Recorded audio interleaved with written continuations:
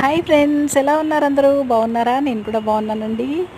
నేను ఈ వీడియో మీకు చూపించకుండా ఉండలేను, అందుకే వీడియో పెడుతున్నాను. చాలా రోజులైందండి వీడియో పెట్టక. అది ఇప్పుడు కూడా పెట్టే ఛాన్స్ ఉండేది కాదు, ఈ పువ్వులు కనుక రాకపోతే. ఈ పువ్వులు సమ్మర్లో ఎన్ని పువ్వులు చూడండి మీరు.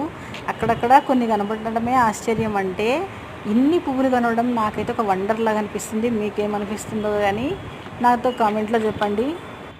మీ చెట్టుకు కూడా ఇంత నిండుగా పువ్వులు ఉన్నాయా? నేను ఇంకా కొమ్మ కత్తిరింపులు కూడా చేయలేదండి, ఎలా పడితే అలా పెరిగిపోయింది. లాగి కట్టినా కూడా కొమ్మలు బరువుకి కిందికి వచ్చేసాయి అన్నమాట.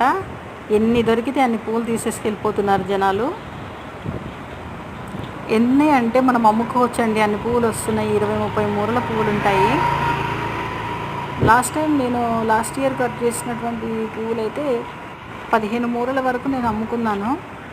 ఈ ఇయర్ చూస్తే ఇంకా ఎక్కువ పువ్వులు ఉన్నాయండి. ఇంకా నేను కత్తిరింపులు చేస్తే బాగుంటుందేమో అనిపిస్తుంది. ఇంకా ఎక్కువ పువ్వులు వస్తాయి, కానీ కొయ్యడం కూడా అంతే కష్టం అవుతుందన్నమాట. మామూలుగా ఉండదండి అసలు. కోసేటప్పుడు అలసిపోతాం, విసుగొచ్చేస్తుంది. అన్ని పువ్వులు వస్తాయి అన్నమాట మనకి ఇవి.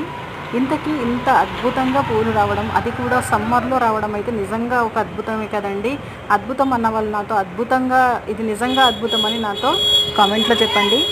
అలాగే ఒక లైక్ ఇవ్వండి. ఫస్ట్ టైం చూస్తున్న వాళ్ళైతే తప్పకుండా సబ్స్క్రైబ్ చేసుకోండి ఫ్రెండ్స్. ఇంత అద్భుతంగా పువ్వులు పూయడానికి కారణం ఏంటంటే, బియ్యం కడిగినటువంటి వాటర్లో మిగిలిపోయిన శనగపిండి, బియ్యం పిండి లాంటివి ఉంటే కూడా వేసేసుకొని కొంచెం బెల్లం ముక్క వేయండి.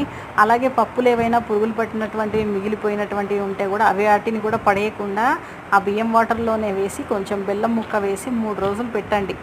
3 రోజులు పెట్టి ఆ నీళ్ళలో వేరే నీళ్ళు కూడా కలిపి ఎన్ని పూల మొక్కలు ఉంటే అన్నిటికీ ఇచ్చుకోండి. అలాగే వంకాయ, టమాటా నారు వేసుకునే వాళ్ళు కూడా ఇవ్వండి, వాటికి కూడా పూత వస్తుంది. తప్పకుండా ట్రై చేయండి. Thanks for watching. Bye bye.